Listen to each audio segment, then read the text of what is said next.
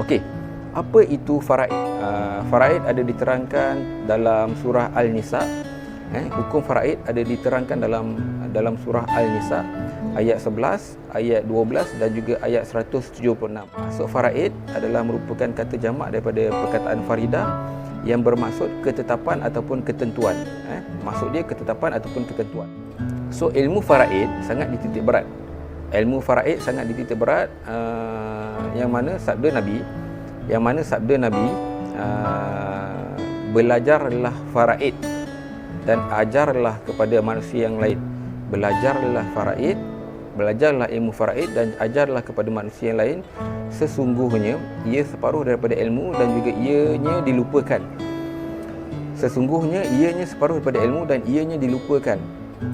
Ilmu ini merupakan yang pertama sekali diangkat dari umatku. So maksudnya Nabi bersabda, ilmu faraid ni wajib perlu dipelajari dan juga disebarkan kepada manusia yang lain. Sesungguhnya ilmu faraid ni adalah ilmu yang pertama sekali diangkat daripada umat dia. Orang makin melupai ilmu-ilmu faraid. So hukum melaksanakan ilmu faraid, hukum melaksanakan faraid ni dalam pengurusan harta pusaka adalah wajib.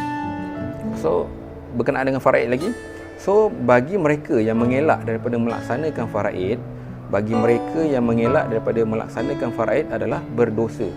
Sebagai contoh, siapa yang mengelak melaksanakan faraid? Sebagai contoh, seorang ayah dia menghibahkan keseluruhan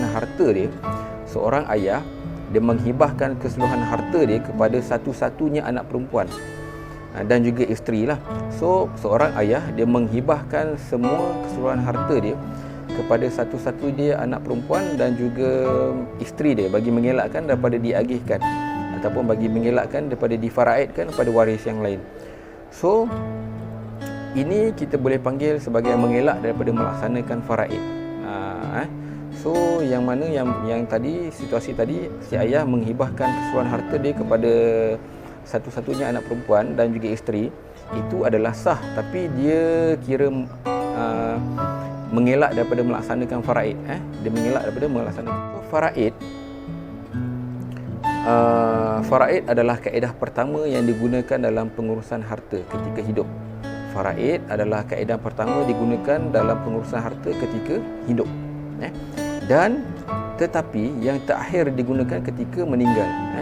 So untuk maklumat anda semua, so apabila berlakunya kematian, benda pertama sekali waris ataupun pemegang amanah perlu uruskan daripada harta pusaka yang ditinggalkan oleh arwah. Dia ada empat step. Benda pertama adalah menguruskan kos pengurusan jenazah. Nombor 2 adalah wasiat. Nombor 2 adalah uruskan hutang-hutang arwah. Nombor 3 adalah wasiat dan nombor 4 adalah faraid. Itu yang saya cakap. Faraid adalah kaedah pertama dalam kita menguruskan harta ketika kita hidup. Tetapi apabila berlakunya kematian, faraid ini adalah perkara yang terakhir ataupun kaedah terakhir dalam pengurusan harta ketika kita sudah meninggal. So untuk info, bayi yang dalam kandungan perut ibu dia juga layak untuk menerima bahagian faraid. Bayi yang dalam kandungan dalam perut ibu dia layak dalam bahagian faraid arwah ayah dia. So dia berada dalam kandungan ibu dia dan dalam waktu yang sama kematian ayah. Dan harta pusaka si arwah ayah ni layak diberikan ataupun ada bahagian dia untuk si anak yang bakal lahir nanti, dengan syarat dia si anak tu sempat dilahirkan walaupun dan hidup walaupun hanya beberapa saat. Ada juga bahagian untuk dia. Itu faraid.